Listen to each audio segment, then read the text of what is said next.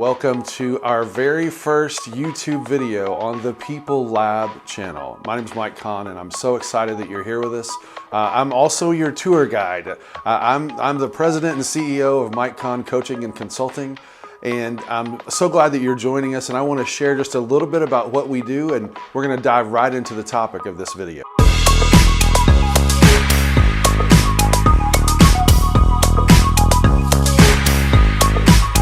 What we really do is we try to solve one problem, and that problem is division and disunity in the workplace.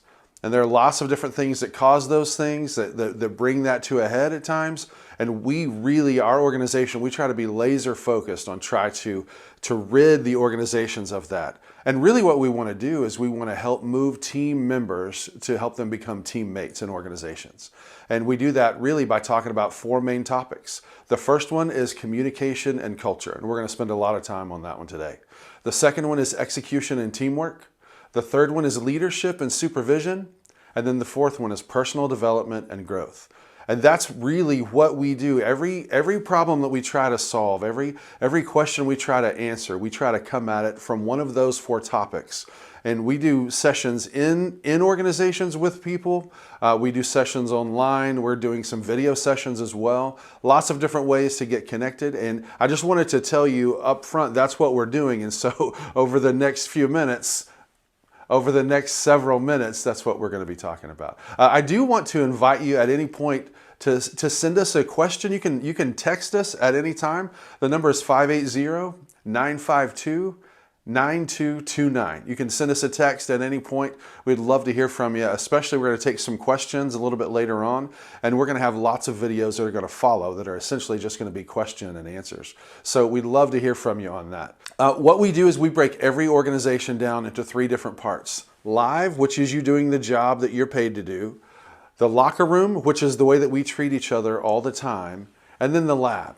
And the lab is where we go to get feedback and we go to get training and coaching. So whenever I go into an organization that we're partnering with, we get the leadership team together and I ask them one question. What are 5 things you guys are really good at? And a lot of times, people are not quick to brag on themselves. So whenever we start talking about that, it takes a little while to get going sometimes. And then I lean in and I say, of those 5 things, what's the one thing that you're the best at? And we'll get that, we'll circle it. And then we'll make it like another list, just kind of a sub list. Okay, so what makes your organization great at that one thing? What makes your team great at that one thing? And then we'll kind of bring that out and have something to go on for us really to put in our playbook. And then I smile and I take a drink of water and I say, I ask you what are 5 things you're really good at? What do you think my next question is? It's really, what are 2 areas we need to improve? And every single time I ask that question, one answer comes back every single time. The answer is communication. And the other answer is a branch on the tree of communication nearly every single time. That's not surprising because organizations are made up of humans, and humans, sometimes we are not good at communicating because we want people to be mind readers. This works in the classroom. It also works at home in the living room. Like, we want to try to have these conversations. We want to try to be able to communicate in ways that make sense, but a lot of times we don't want to have a hard conversation or what might turn into a slippery conversation. So instead, we just kind of lean back. And this happens in the workplace over and over and over again. And so one of the things that we really want to do is just try to hone in on that today. So we're going to talk about communication and culture in this video. Before we go any further, I'd love for you to like this video. Just give it a thumbs up. And then I'd love for you to answer this question in the comments. What do you think the other branch on the tree of communication would be for your organization? I said in every organization we partner with, there are 2 things we need to improve on. And one of those answers is always communication. And the other one is a branch on the tree of communication. So my question to you is, what do you think the other branch on the tree of communication is for your organization? Just type that in the comments below. We'd love to hear that. So what's the deal with the communication?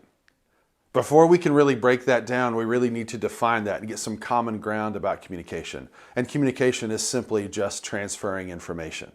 It can be done in so many different ways, but before we talk about the different ways it can be done, We really need to put it in two buckets, internal and external.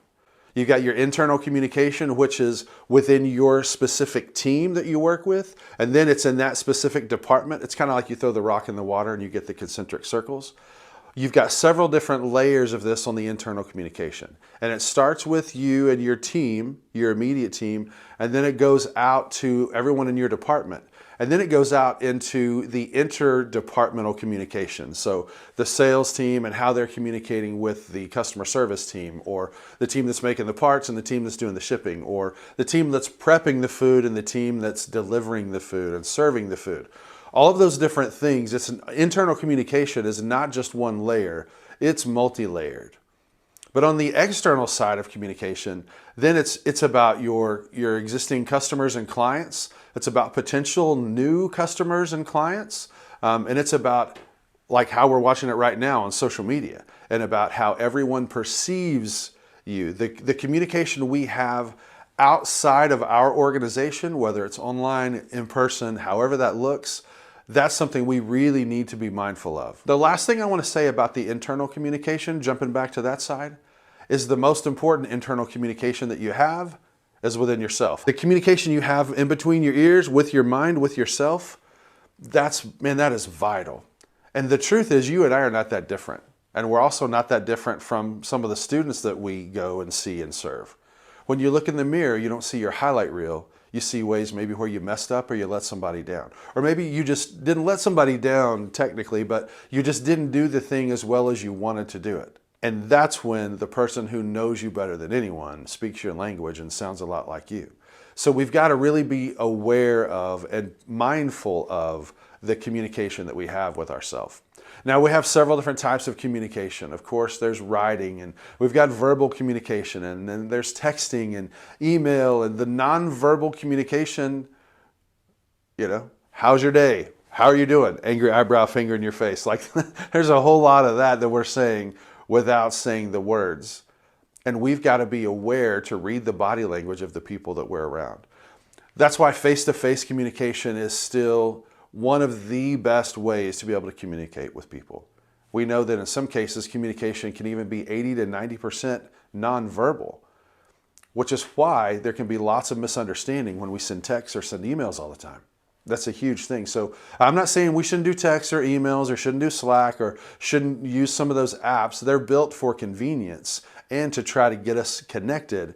What I am saying, we've got to be aware that every single organization that we partner with and have partnered with, from the schools to the churches, to the businesses, the insurance companies, the restaurants, the city offices, the precision manufacturing companies, the gymnastics coaches, every organization said the thing we need to work on the most, one of the top two things, is communication.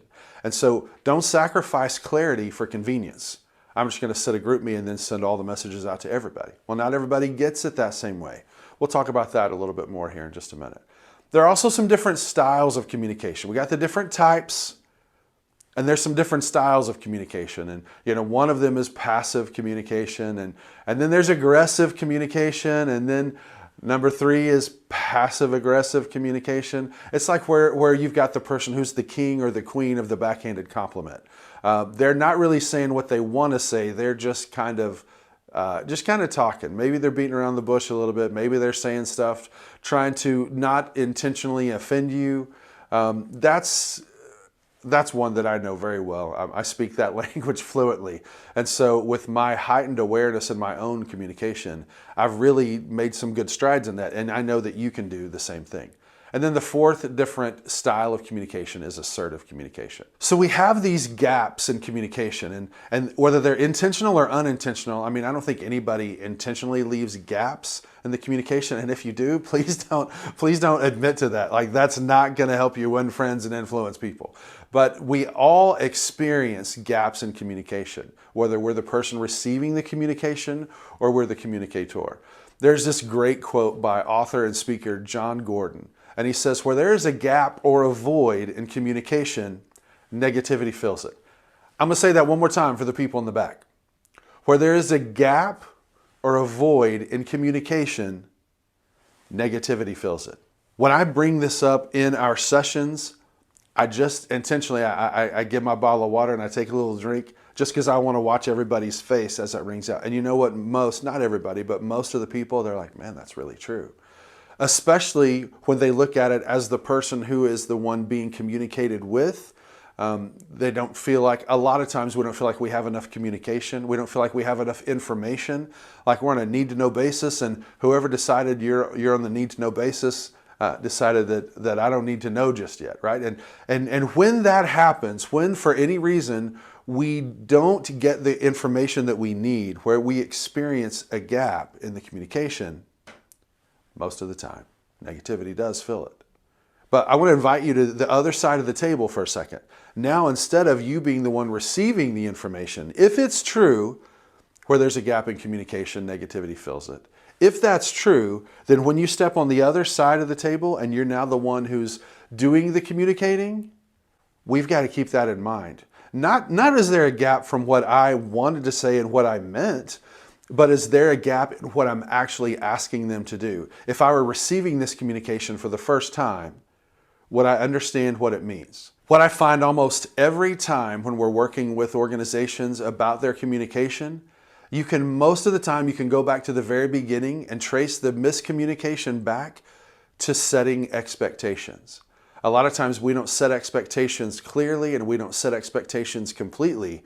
We just get the information that we think is important.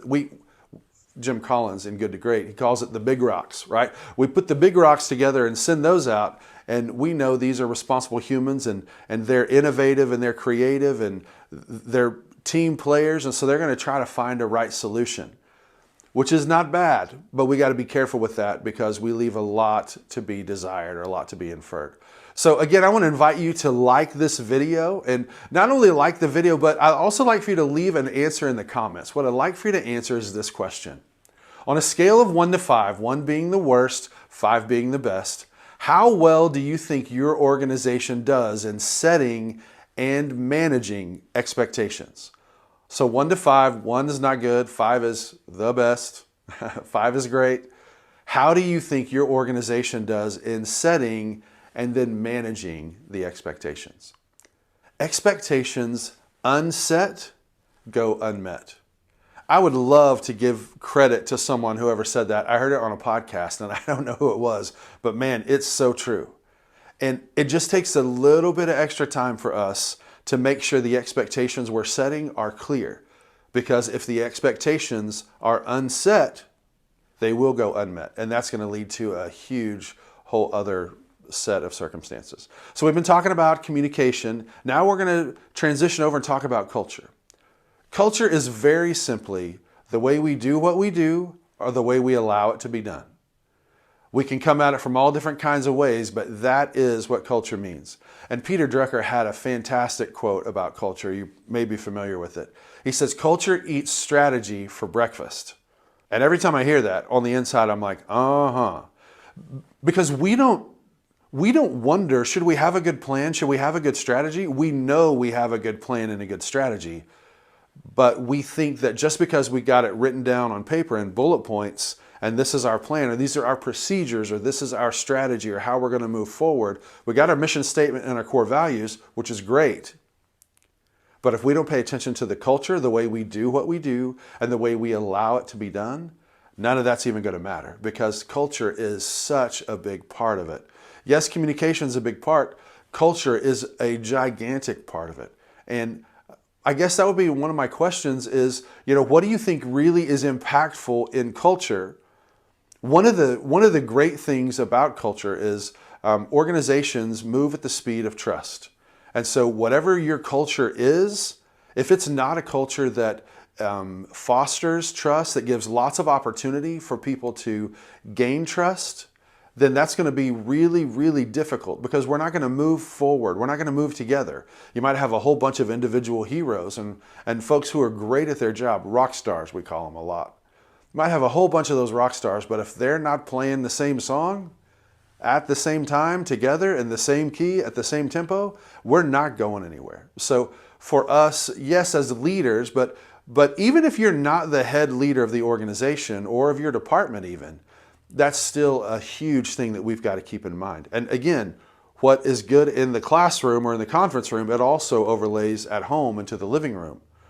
What kind of culture do you have at home? What kind of culture does your family have? And organizations, even families, move at the speed of trust. And where there is a breach of trust or a lack of trust, man, things start to move very slowly.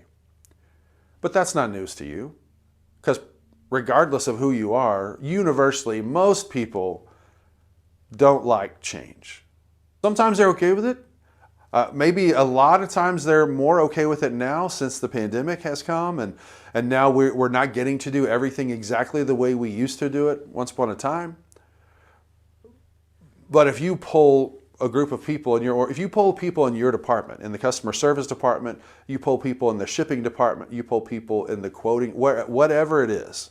If you poll those people in those departments and you ask them, hey, are you guys looking forward to change? They might say, yes, I want change, because we want the change to be better. But the deal is, we want the change that we want when we want it. Most people, if they don't get to dictate the change, most people don't love the change. One way most people deal with something they don't like, and this is where it's so impactful in the culture, when people experience something they don't like, most of the time they don't just keep it to themselves. They talk about it, but rarely do they talk about it to someone who can do something about it. They go and talk about it to somebody else, whether it's the water cooler talk or whether it's out in the parking lot before or after work. Like you don't have to go very far to find someone who's upset about something at work, at any work. And the issue is, if we're not, now we're back to communication. If we don't have this culture of communication where when something doesn't seem quite right, it doesn't feel quite right, where we can talk about it and have an open conversation and even some healthy conflict. If we don't have that, then it's just going to be a dictatorship that moves as one person, or as the powers that be, whoever those are, as they can win. A lot of times there are power struggles within organizations, and I understand that. One of the things that we've got to do, especially in the area of culture and communication, is we've got to keep gossip to a minimum. We just have to. And so remember, we break every organization down into 3 different categories. Live, which is you doing the job you're paid to do. And then the third one is the lab, which is you getting coaching, you getting training, getting feedback. And the one in the middle is the locker room. And my job, our team's job, is to keep the organization from becoming toxic. And the quickest way for any organization to become toxic is to be a high traffic gossip organization. So I'm kind of painting not really a doom and gloom picture here, but I'm trying to remove some of the blind spots from where your normal day might be taking you. And I think one of the first things we've got to do, an action step, one of the first things we've got to do in the areas of communication, it's 2 steps. Be clear, be consistent. Be clear, be consistent. In the classroom, in the conference room, also at home in the living room, we're going to teach the kids to do the chores. Let's be clear and let's be consistent. Trash day is at our house, it comes twice a week. Let's be clear what the job is and be consistent. This is what we do. Be clear and be consistent. If we will focus our energy as leaders on being clear and being consistent about what we're trying to do, that's going to really set the expectations well, and it's going to set the table for everyone to be on the same page with the communication. And the other thing it's going to do, if people know they can trust you all the time because you're consistent, then it's also going to foster this trust relationship to where if I'm trying to communicate to you but you don't understand, you may not say, hey, I don't understand, can you help me out? You won't, especially if you don't trust me. What you'll do is you'll wait till the meeting's over or the training's over, and then I go and do whatever I'm going to do, and you lean over and you're like, oh, what's he talking about? You have any idea what he's saying? That's incredibly typical. So if I had a whole hour or a whole day to talk to you about one topic, it would be about bitterness. And you're like, well, what are we talking about bitterness for? Listen, because bitterness doesn't come off the shelf as bitterness. It never has. It doesn't start as bitterness. It starts as unmet expectation. And then that unmet expectation is either unaddressed or underaddressed. Pause. It's unaddressed or underaddressed based on what? Based on everyone's perspective who's sitting around the table or who's in the locker room at any point, no matter what the organization is. Everyone who works here has a different perspective on if the leader or the boss or the team lead, if they address the issue at all or well enough. So bitterness doesn't come off the shelf as bitterness. It starts as unmet expectation. And then that unmet expectation is either unaddressed or underaddressed. And that causes frustration because there is not the solution or the resolution that we want. And then that frustration, just resentment grows. And then it just ferments. And eventually we get down to apathy, which we think, oh, finally, we're at apathy. That's got to be where it ends, but it's really not. I had the honor of hearing Dr. Bernice King speak in front of 7,000 people a couple of years ago. And she leaned in, and her dad was the late Dr. Martin Luther King Jr. And she leaned into this room with people from dozens of countries. And she said, hate didn't kill my father. Indifference did. And apathy and indifference, those two are so closely intertwined. Once we get to bitterness, that's not the bottom. You can go past bitterness to apathy. And then it's like, hey, sorry, not sorry. I don't care. And you can see it in their face a lot of times. And I would much rather have someone who I've got some conflict that we're working together because we have the relationship to be able to work through it than have someone who's just done. I mean, they're done. And they have apathy. That's no way for us to move forward as an organization. And so if we were going to have a whole workshop, maybe coming soon, a whole workshop about one topic, bitterness might be the thing because it has the potential. It's so sneaky. It doesn't come off the shelf as bitterness. We don't know to avoid it because it doesn't have a neon flashing light saying bitterness ahead. But it can be one thing that just erodes trust over time. And then when I get bitter and I'm over here in my corner of the world doing my job, and then I see someone else who does something that they shouldn't get away with, but they do, I don't even think about the extenuating circumstances. I don't think about what might be going on at home. I just see they did something that I got reprimanded for, got in trouble for, or was told was unacceptable, but now they're getting to do it. And then my resentment, my bitterness grows. Not because I'm Mike, but because I'm a human. And that's how we work. So we've got to really not only be aware of what it is, but then what we can do to try to keep it from spreading. So, turning the corner. What I'd like for you to do, listen, bitterness is heavy, man, and it's got some ripples that go out from it. But that's okay. That's what we're here for. We're here for the real conversation, for the honest conversation. So again, what I'd like for you to do is I'd like for you to like this video, and then I'd love for you to leave an answer to this question in the comments below. How big of a role do you think bitterness plays in communication at your workplace? Now, I didn't say how big of a role is bitterness play in your communication. Don't hear me say something I didn't say. One more time, the question, how big of a role do you think bitterness plays in communication in general in your workplace? Okay, so now we're going to make a turn and we're going to answer a couple of questions. We've got some questions that have come in that we want to articulate the question here and then be able to give an answer and give some coaching to be able to address it. So this question, what happens when the morale of your locker room gets worse because we keep losing good people? Hey, this happens everywhere. This happened before the Great Resignation started happening. This happened in churches. It happened in schools. It's happened in in every type of industry you can think of. People are together and they wonder why the locker room's a little bit off or maybe a lot off. And we wonder how bad is it going to have to get before we'll make a change, because now we got some folks who are leaving, and not only leaving, but it feels like a revolving door. And when it feels like a revolving door of people leaving, then that's not going to be good for the morale. So there's some things that we can think about. Morale is absolutely a huge factor in every locker room. And I'll even go one step further. The most important room in every organization is the locker room.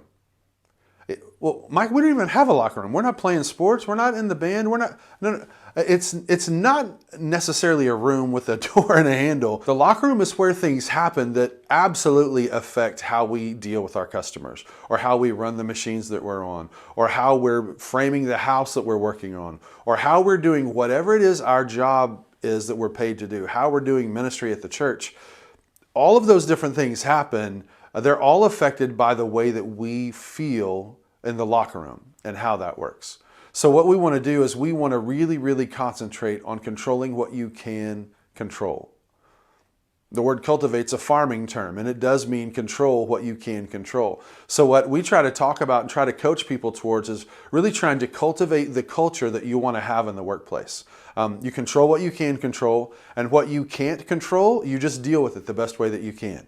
But remember, and we say this to elementary and middle school students as well, high school students as well, you can always, always, always control your attitude and your actions. Now, what happens is sometimes we don't. We lose control of our attitude. Thankfully, maybe it's not on live TV or on social media or wherever it is, but a lot of times we will lose control of our attitude and we'll do something we wouldn't normally do. We'll say something we wouldn't normally say, or we'll react and then even overreact. That happens a lot. We got to remember, we can only control what we can control. And so here's your action step for that. Take a deep breath. If you need to go look in a mirror, if you need to go out to your car, if that's allowable at where you work, if you just need to walk around the building, if you need to take a break, you can't always take a 10-minute break or a 5-minute break, or you can't always just stop what you're doing and get away. But even if you can't take like 1 minute, like 60 seconds worth of breaths, you can take a couple. You can put the customer on mute. You can put the phone call on mute. And just help yourself get re-centered. And remember, I can't control that. I can't control how they're reacting. I can just control me and control how I choose to react. You might think I'm patting you on the head and saying, oh, that's pretty elementary. Yeah, I know it's basic, and it's also very common, but here's what we know is true. Common sense is not always commonplace, right? So if we'll look and try to see, okay, what do I have control over?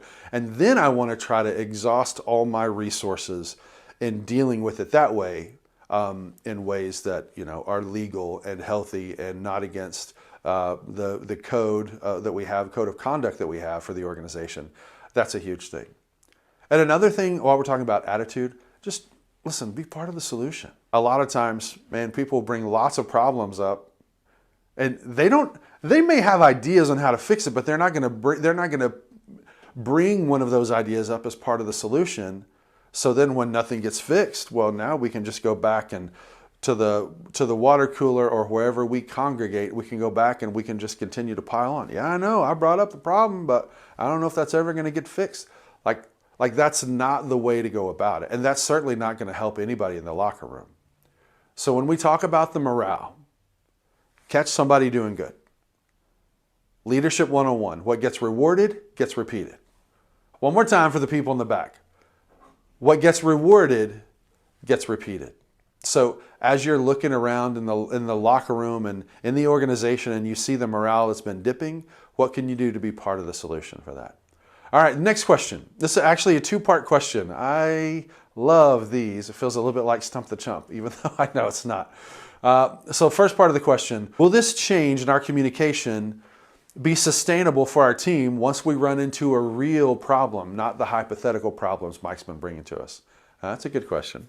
And part two, will the whole team keep this mentality once we do run into real problems? Okay, I'm glad we got this question. And also, I'm not just going to say, see the last answer that we gave. But this really, the heart of this does come back down to your attitude and your actions. And it also comes down to trust. We talk a lot about the difference between a coworker and a teammate. And coworkers, our paychecks come from the same place. We go, we clock in, we clock out, however it works where you work. We're at the same place at the same time, but that doesn't mean we're teammates. That just means we happen to be at the same place at the same time. I mean, we do get our paychecks on around the same day, and they might have different dollar amounts on them, but a coworker just doing my job, just do the job and then go home. And I'm not even saying that that's necessarily a bad thing, but a better thing is to be a teammate.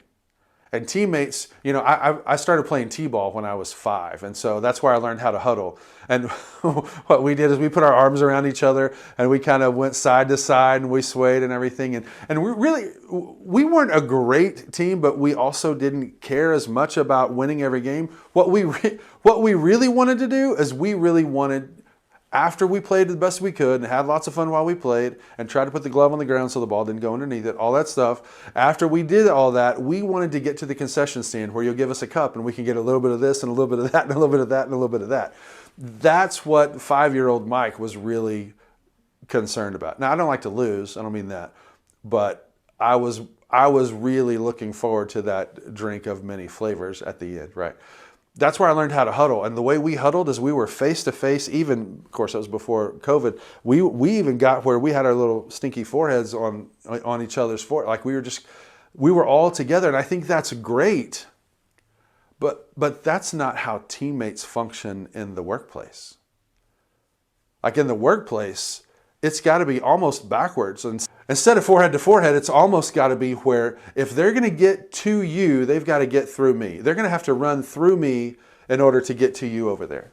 Because that's what it is for a teammate. And I don't just mean the customers. I don't just mean the disgruntled parents for the teachers at the school or the people at the church, people who are not getting their songs as much as I'm not talking just about the consumers. I'm actually more talking about the people in the locker room, the people in the organization from the inside out. Like we've got to learn to be trustworthy. We've got to learn to really be able to fight with each other, but to fight for each other. And that's what that means. Like when we first start the conversations, even if we're doing 10 or 12 sessions, when we get through 10 or 12 sessions, we've had lots of conversation about some hypothetical issues that might come up and some real talk too.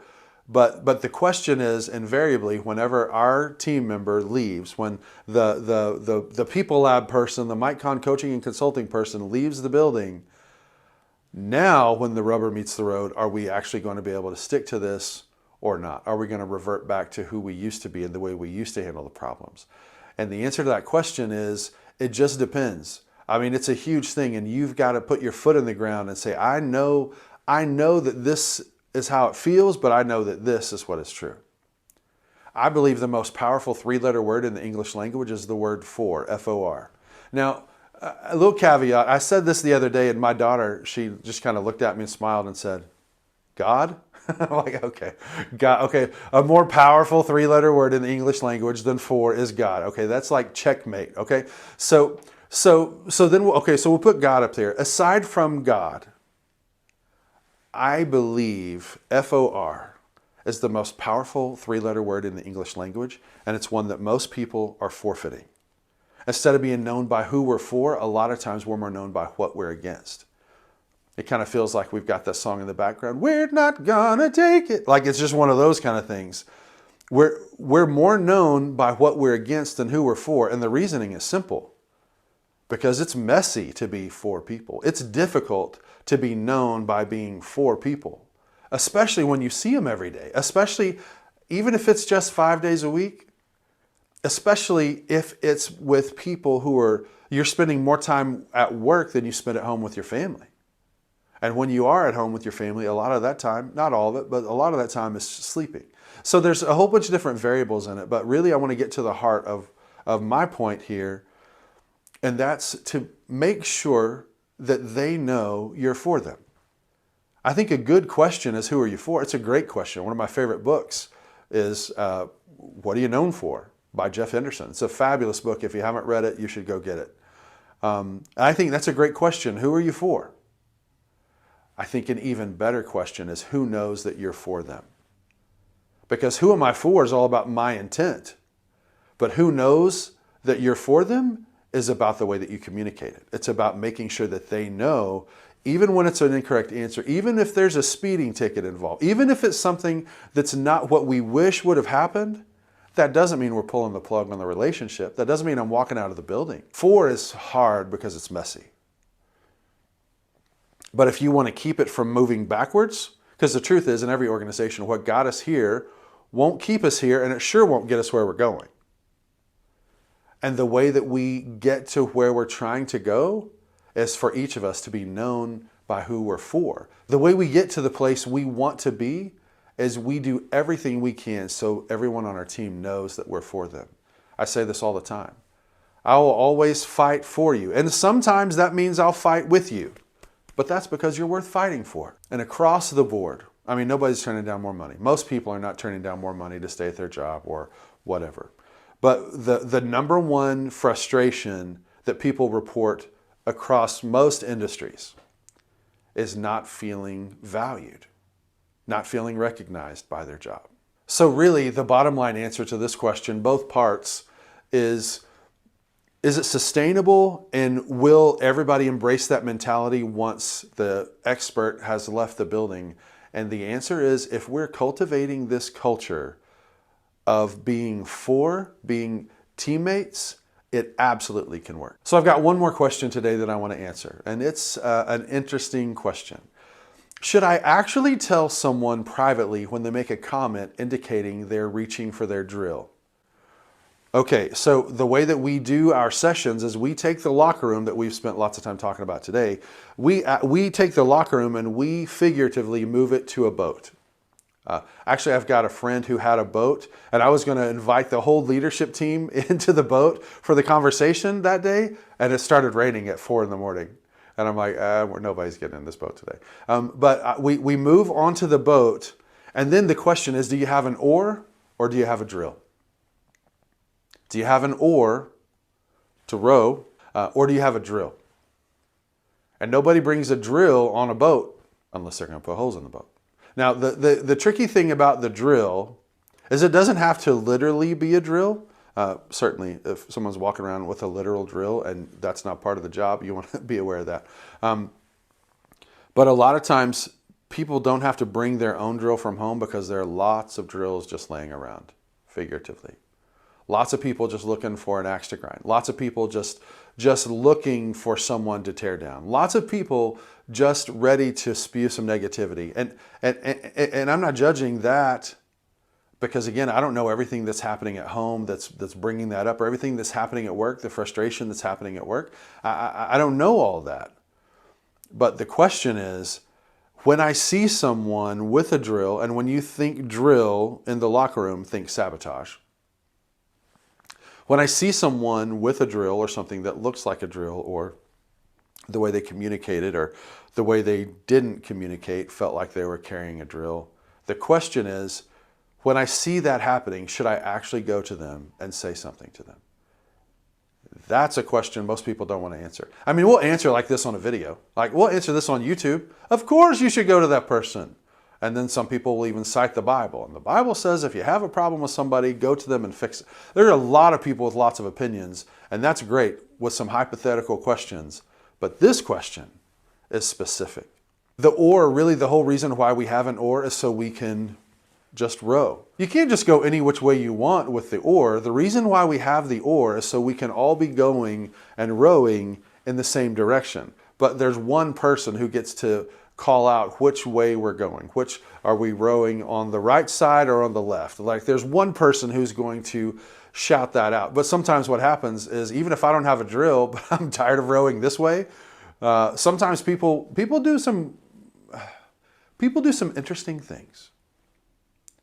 And instead of judging on that, what it looks like, you got to remember, why do we even have the oar? The reason we have the oar is so we can get going, we can keep going in the right direction. And so what we want to do is we want to make sure, if we see someone who has a drill, maybe it's gossip, maybe it's other kind of slander, maybe it's social media stuff, things they're posting on social media that they wouldn't normally post, or posting about someone else. I mean, you don't have to look very far to see someone saying something about someone that they would never say to someone, right? We don't have to look very far for that. So when you see someone who looks like they have a drill, I would absolutely say, let's go have a conversation. But be wise in how you do it. You don't wait until they're up in front of the organization and they're giving a presentation, and then you just raise your hand and say, hey, why are you carrying that drill around? Like, that's the wrong move. Wrong place, wrong time. Use your wisdom, be discerning. But what we're really talking about is accountability. What we're really saying is, are you going to hold me accountable when what I'm doing seems like it may not be the right thing?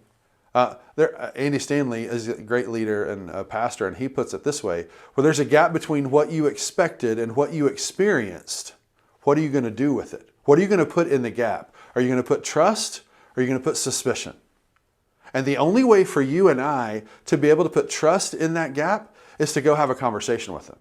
Because we might not know the extenuating circumstances, or they may be so exhausted or so angry or hurt or whatever that they're not sure that what they're saying or not saying is coming across that way. So it might look like we think they have a drill, but what they're just running on fumes. Well, if we don't get that clear, then my response to you bringing a drill into our locker room, it's going to be way different and sometimes not well measured. And I'll say something I wouldn't normally say. I'll do something I wouldn't normally do. And the deal with saying and doing is you can't unsay the words. You can apologize, which is good. You can release a statement the next day that says what I did was wrong and I apologize, but that doesn't change the thing that we did. So accountability is a huge thing. But here's this, kind of like all drain, like in the movie Finding Nemo, all drains lead to the ocean. All the things we're talking about today go all the way back to communication and setting the right expectations. Because most people have a really difficult time holding someone accountable to expectations that they didn't make clear in the first place. And that's when things get messy. That's when things get really murky, and we're not sure really where we stand, and they're not sure where they stand, and there weren't clear communication and expectations set on the front end. And so now, if we don't want a mutiny, everybody just doing whatever they want to do when they want to do it, we've got to hit a reset button. Say, hey man, I'm sorry, I maybe this wasn't clear, or I know this was unclear. And then the leader steps into this leadership role and says, listen, I apologize for that. I'm owning that. From this minute forward, this is how we're going to do things. And when you have an issue with someone, we need to have a conversation. Get someone else to go with you, because maybe you just need a little bit of courage to go have a conversation. And maybe it's a misunderstanding that's been brewing for a couple, 3 or 4 years. Okay, now go back to the bitterness conversation. Like if we don't ever talk about it, if we don't confront those issues and those conflicts, then it's something that just festers and it gets worse and it gets worse.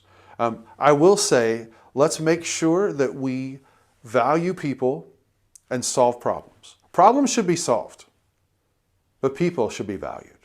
Even when I mess up, please still value me. I'm not defined by my most recent mistake or failure, and neither are you. But at the same time, let's not hide it. Let's say, hey, I don't understand why this happened. I don't understand what the issue is. Let's try to get to the resolution of it. Accountability without encouragement equals judgment. Maybe not to the person communicating, but to the person who's receiving the communication. And not every time, a lot of the time. So what we've got to do is we've got to make sure that we're clear and consistent. We've got to be clear and be consistent and be clear and be consistent. And we've talked about something over and over and over and over and over again to the point we don't want to talk about it anymore, especially as a leader.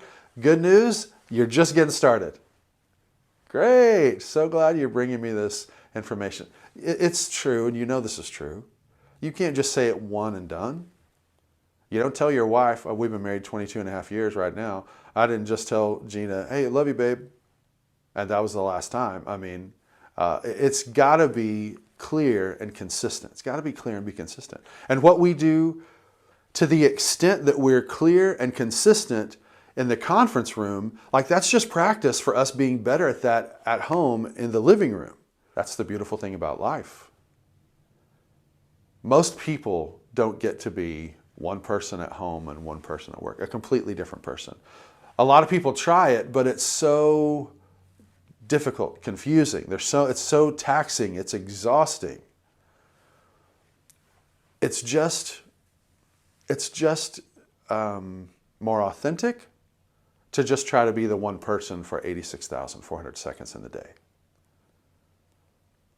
instead of for the time I'm at work, I'll be work Mike, and then the time I'm at home, I'll be home Mike. Like if you ever saw The Office, where he was prison Michael Scott, and he was all these different things, like he was just different people. You can't be different people. You can try to be different people, but what happens is the person that you really are, you become less and less of them, which is why we call this the People Lab. It's the lab. Nobody has it all figured out. We're all still a work in progress, and I'm in that boat too. But what we want for you is we want you to get better at work and better at home, better in your personal life, better in your professional life. This is how we get better. This is how we make a bigger impact in our community. This is how we make a bigger impact in our organizations.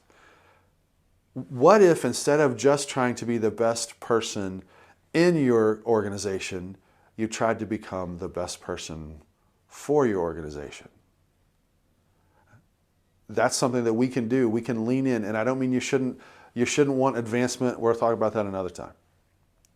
But today, to kind of wrap this all together, listen, we think you're fantastic. We don't think you're perfect. We're not perfect either. That's not the right goal. It's so important to be the same person, as much of your authentic self as you can possibly be, because you have a lot to offer. Man, we have loved spending time with you today. Thank you so much. We would love to connect with you. And there's several different ways you can do that. We would love for you to give us a thumbs up for this video. And we'd also love in the comment section, tell us your favorite part of the video. Even if it was a little bit painful in the moment, if it stinged a little, let us know what your favorite part of the video was. And if it didn't sting at all, let us know that too. We'd love for you to text us a question. Anytime you can send us a text at 580-952-9229.